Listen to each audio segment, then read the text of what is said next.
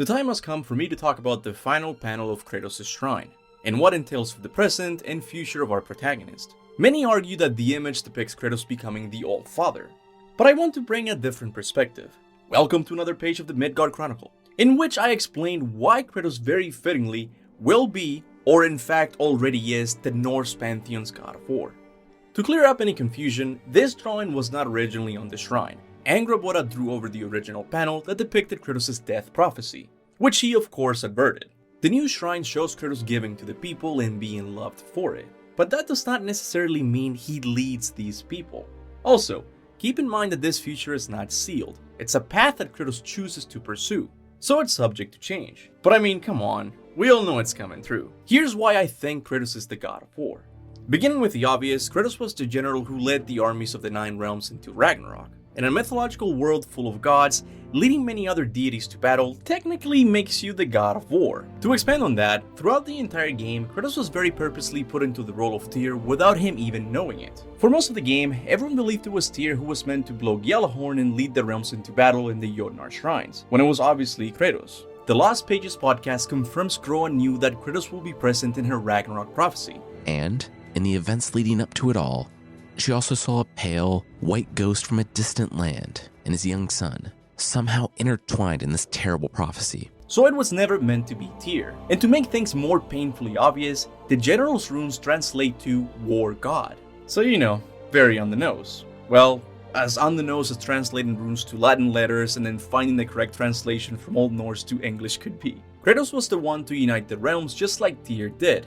In Tyr's temple no less. And generally, Kratos just ended up doing what was supposed to be Tyr's job, peacekeeping the Nine Realms and standing for justice. And again, to point out a clear parallel, the Kratos panel shows him being worshipped by all, just like Tyr was. That sounds a lot like Kratos being a god of war, don't you think? If we overanalyze this, it could even be argued that Kratos began this path back in 2018, walking the path of Tyr.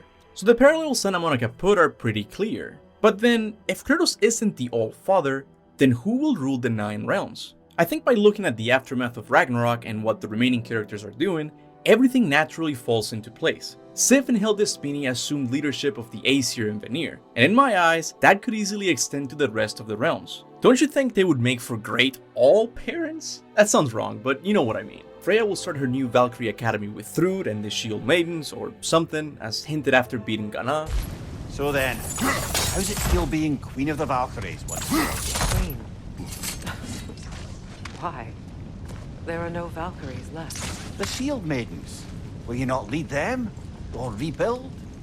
Maybe. It would be the first time in a while I have something truly mine. We'll see. And it falls to Kratos to be the protector of the realms, the god of war.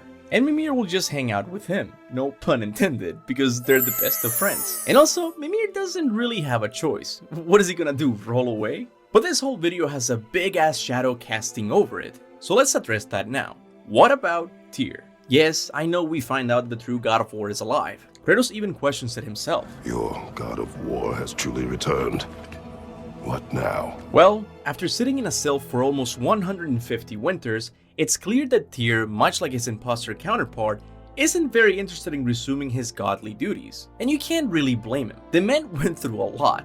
I think he deserves to take one winter off, or 2, or 10, or 100. The point is, it's clear that Tyr doesn't necessarily want to be the god of war anymore. And I have no doubts he will find Kratos to be a worthy replacement. I'm sure he will help whoever he can by sharing his knowledge about the world and other mythologies, and of course, scooping the Unity Stone from under the Jotunheim Tower so he can travel the world. But I feel like this Tyr prefers retirement.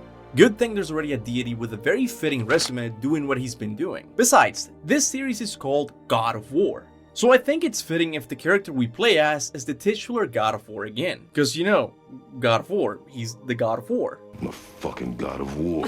It would also retcon the ending of the first game back into canon, because it said Kratos is the god of war throughout the rest of time. But then Kratos wasn't the god of war for a while, but now he became the god of war again. So he's still the god of war, like the ending of God of War said. God of War. So yeah, this is my interpretation of the final shrine and what Kratos is doing next. Of course there's room for him to become the All-Father in the future, but as it stands, I think he has naturally re-become the god of war. Do you agree? Is there a different role Kratos could assume? Feel free to leave your takes in the comment section below. I've been Extreme Gameplays, and as always remember, go forth in the name of All Father Kratos. My nuts.